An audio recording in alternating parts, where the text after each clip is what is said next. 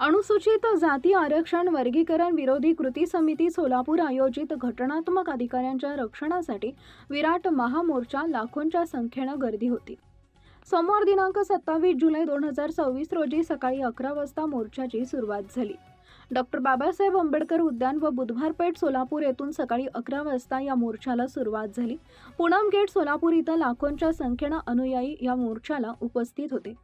या मोर्चात प्रमुख उपस्थिती म्हणून माननीय शिवसेनेचे आनंदराज आंबेडकर, आमदार राजकुमार बडोले, बबनराव गोपाल, संजय खामकर, रुक्मिणीताई लोंढे या उपस्थित होत्या।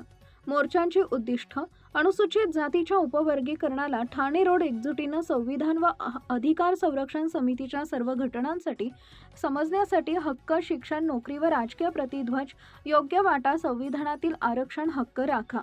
मोर्चाचे उपदेश अनुसूचित जातीतील 49 जाती व एक संघ, एक लढा, शांततापूर्ण, शिस्तबद्ध आणि संविधान महामोर्चा आपले हक्क मिळवण्यासाठी प्रचंड जनसमस्ते प्रदूषण आणि अनुसूचित जाती एकता, संघर्ष आणि परिवर्तनाचा संदेश या मोर्चातून देण्यात आला।